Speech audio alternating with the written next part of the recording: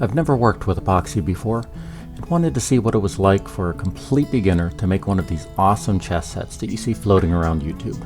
And since I know all too well you can't succeed without failing a bit first, I wanted to start with a rough, thin test board that wouldn't waste too much material if it went wrong. I started with a rough frame made from some 2x4 scraps screwed together and a 16x16 plywood sheet. I know this frame is very rough, but I figured I could cut or sand off that roughness at the end. First step, to avoid a beautiful new epoxy rug, is to use some silicone caulk to seal off all the seams. I probably could have used a lot less silicone, but I wanted to make sure I got enough to really smush into the gaps. I used a disposable chef's glove from Sam's Club to smooth it out, and a paper towel to get the extra. Good enough. A release spray isn't going to do me much good with such a rough frame, but I have something even better, also pronounced cheaper: packing tape. ChatGPT assures me that the epoxy will release from this very easily, and since we all know AIs are never wrong, here we go. As I went along, I started to have my doubts about this approach. This was a lot harder to get the hang of than I thought, and as you can see, the tape is sticking much better to itself than to the wood. By the end, I had what I could only hope was 100% coverage, and all kinds of snags and roughness that would surely come out in the end product. It was around this point that I realized I was going to need to cover the bottom with felt or something to cover the imperfections. But hey, that's why we start with a test project. Now I'm mixing at a 2:1 ratio by volume, using a drill to make it a little easier. I got some mica powder with the chess molds, so I thought I'd try it out on this test piece. My plan was to pour mostly transparent epoxy, then drizzle some deeper translucent or opaque epoxy over top and see how it looks. Maybe swirl if necessary. ChatGPT told me I should aim for around 1/4 teaspoon per 8 ounces for translucence, so I decided to go with half that for the lighter shade. Unfortunately, it came out a bit darker than I had hoped, but again, that's why we're making a test board.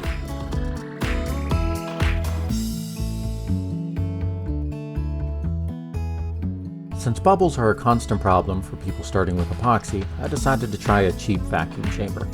It's designed to pull bubbles to the surface and remove them, and as you can see, it worked pretty well. I've linked to this in the description, but I really wouldn't recommend it. It's another one of those Amazon products where the manufacturer didn't really think about the end use when they designed it. It's just a bit too short to fit even a 32-ounce measuring cup, which means you're limited to 12-ounce cups at the most. And that's why I'm transferring from the larger mixing container to the smaller ones here. I also learned that you really need room for bubbles to bubble out, as you can tell from my constantly pausing the chamber. So you can really only do 9 ounces of resin at a time in this thing. I can hardly imagine a project that wouldn't require at least one pour larger than 9 ounces, or maybe it's just designed for small jewelry type pours. I'm also tired of being terrified I'm going to spill the epoxy everywhere while trying to pry the top off. But stay tuned. I'm going to try another one I found that looks much better, and will report back in my next video.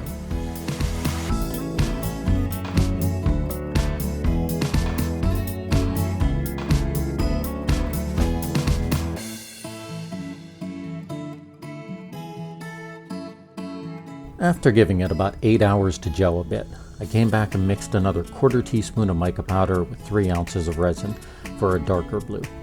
Then I drizzled that on top and came back with the stirrer to move it around a bit. As I learned by playing with some of my leftovers earlier, if you drop a dark color into a light color immediately, it just mixes by the time it cures. But by giving the first pour time to gel, it allows us to create a sort of swirl effect. I think it came out pretty nice.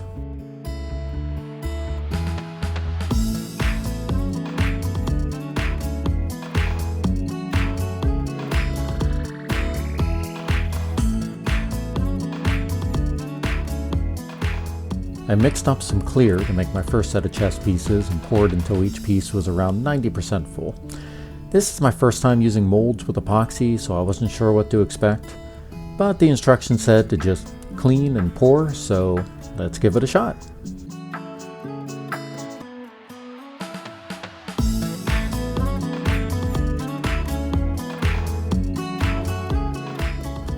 After 10 hours, I came back and drizzled a little bit of deep blue in each, hoping for a nice swirl effect in the final pieces.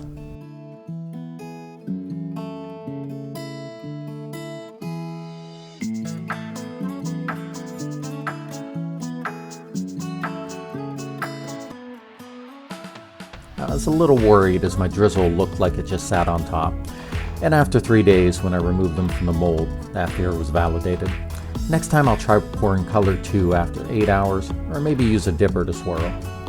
Although the epoxy didn't stick to the mold at all, I found what looked like chips on the color of many pieces, and a deformed top on one rook. I suspect these are not actually chips, but were air bubbles that prevented the resin from making it there.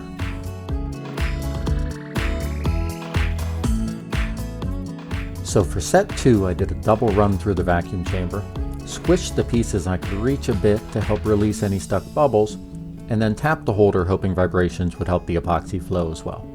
For the darker pieces, I went with a very dense blue, the same as I used for the darker pour swirled into the lighter board base. A 1/4 teaspoon of mica powder with 3 ounces of resin. Unfortunately, in the end, they still came out with these chips around the collar, though a few less than on set 1. I'll need to come back to this a bit later. Now I'm going to use some spray poly to apply a thin seal coat to all of the wood pieces.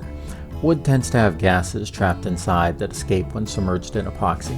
The seal coat should prevent those gases from escaping during the main pour and prevent bubbles from appearing. It's been 2 days, so although not completely cured, the epoxy is hard enough to work with. To start, I'm sanding lightly so the next layer is a nice surface to hold on to. Now I'm centering a board of 8x8 1-inch wood squares. I drew lines with a knife, assuming the epoxy would fill them in and make them disappear. It almost worked, but in retrospect, I should have wiped the lines clean before covering them so visible epoxy dust wasn't stuck in them. Then the squares got super glued to the epoxy. The super glue doesn't need to do much more than hold them in place, so I only gave it an hour or so to dry. Now I did another pour with approximately the same color density as the first pour using 4 ounces of epoxy. Just enough to surround the squares, with maybe a tiny bit creeping over top. This pour will hold the squares fully in place and give them the appearance of floating in the blue. Now for the last pour. Another round of sanding, and then 15 ounces of clear for a relatively thick coat that encases the wood completely. It's at this point I saw my mistake. I didn't seal all sides of the wood squares, which resulted in epoxy creeping in from the sides, but not making it to the middle. You can see it as a sort of stain on some of the squares, and unfortunately, by this point, there's nothing I can do. Great lesson for my next set, though. Now it's time to remove the board from the mold. I made the boneheaded mistake of gluing the bottom of the mold to the sides, so I had to use a screwdriver to pry it loose. Why didn't I just screw it in again? I was very concerned about the board releasing, and it turns out I was right. I really should have taped the sides and bottoms separately and then assembled and then siliconed. But again, that's why we do a test piece, right? Even if I had though, I really don't think vacuum tape is the best tool for this job, though its performance was passable. After finally getting it released from the base, I still had the tape to peel off. The epoxy had crept around some of it and embedded the tape into the edge. In the end, I had a nice looking board with a very rough edge. In an effort to save this project, I decided to try to cut the edges and do a sand on both sides. It is just a test piece, but still, I put a lot of time into it, and it looks really nice other than those edges. I used a couple of trim pieces of spacers that measure equidistant from the embedded chest squares and marked with a razor. I have a very cheap wet saw I bought a few years ago to cut bathroom floor tile, and a nice diamond tip blade from that project, so I opted to try that over my only other option, a large tooth wood blade that would likely chip the epoxy horribly. It actually worked out really nice. After cutting, I went at it with 120 grit sandpaper. I did the back as well since the tape left some intense marks. It helped, but some were too deep to do much about. After all that, it looks pretty decent.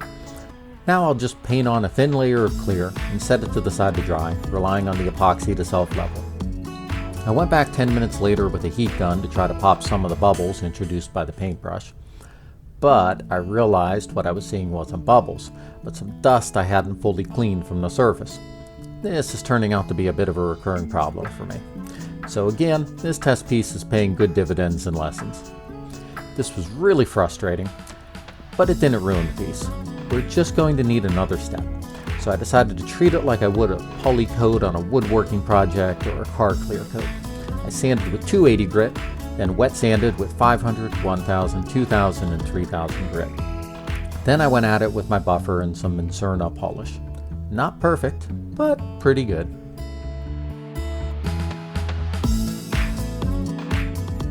Now I still needed to deal with the back not being flat, especially at the corners. It's really noticeable. So I ran one full piece of painter's tape around the outside edge and hoped it would hold its seal if I used a small enough amount of epoxy. Then I mixed up some clear and poured it along the edges, letting it self-level to create a nice flat back. The tape did hold, mostly, but the edges were a little rough, so out came the sander again, the various grits of sandpaper, and then some more polish.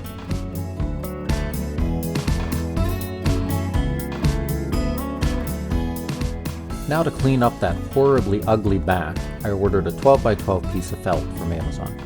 Figured it was worth the $2, and it really does give the board a finished look.